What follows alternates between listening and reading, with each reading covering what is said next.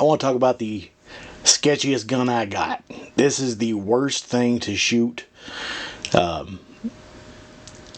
can hand this to just about anybody that shot it one time before and they're like, nah man, you know what, I'm good. And it's crazy because it's just a small little 22. But you would not expect a 22 to have as much recoil as this thing has got. When you shoot this, it stands straight up in your hand like this. It's like every shot's like pow, pow, pow. It has almost no room for a grip at all. You can get like one finger on it and the other finger hangs halfway off the bottom. They make a bigger grip for these, which would probably make it a lot more pleasant to shoot. But it kind of sucks the way it is. It's great to carry in your pocket though.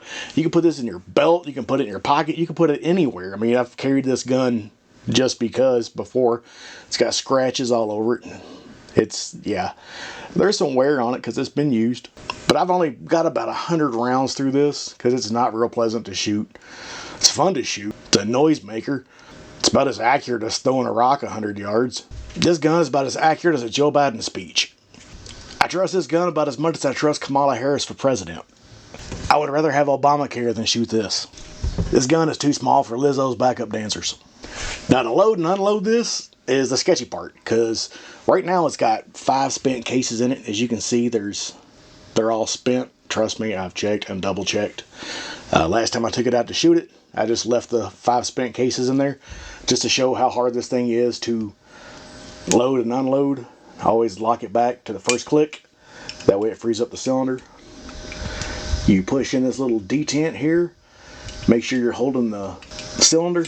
Pull that out. Then you can just roll the cylinder out and almost drop it on your table. Now these rounds are going to be tight inside there. The best way to get these out is to use the rod that holds the cylinder in and push them out.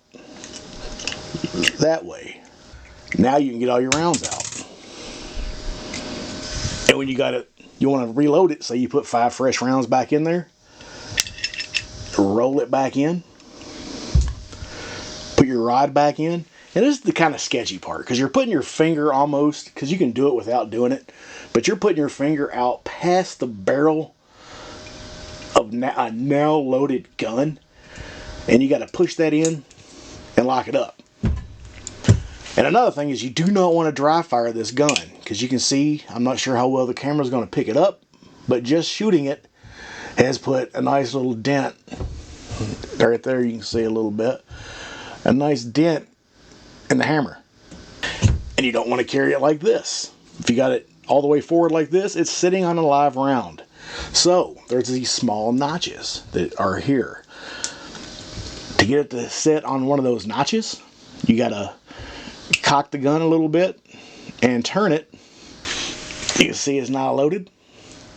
And we're going to go ahead and drop the hammer so it falls into one of those small notches. That way you're now safe to carry this gun with a hammer down. But when you cock the hammer, it goes ahead and rotates the cylinder back into position to fire. They also sell a belt buckle that you can put this in. I'm not sure how safe I would feel carrying this right above my junk. But if you got to use this in a self-defense situation and the person is more than 3 or 4 yards in front of you, you're probably going to miss, because it's in the heat of a self-defense scenario. You're not going to be able to line up this crappy back sight with this crappy front sight that is the exact same color and make a good shot. You'd probably be better off with a knife attachment on this so you can just shank somebody with it. Now, as much as I've sat here and shit on this gun, it's actually pretty fun to shoot for me. I do enjoy shooting it. It does stand straight up in your hand, as you'll see. We'll roll some video in of me shooting this.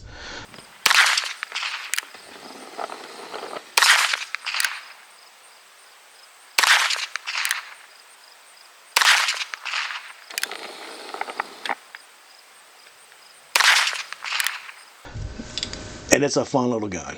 They're very affordable. You can get, 2 of them for several $100. Have one in each pocket. Keep it as a backup gun. Keep it if you're in a hand-to-hand combat, reach in your pocket, screw this into somebody's ear or up somebody's nose, and they're going to have a bad day. Like a terribly bad day. But if you got one of these, let me know what you think about it. I would like to know, because I pretty much carry this as a novelty, just because I get the giggle out of it. But I would not carry this in a serious self-defense situation. This is just a toy for grown-ups. As always, thanks for watching. Stay safe, and let's take back our Second Amendment.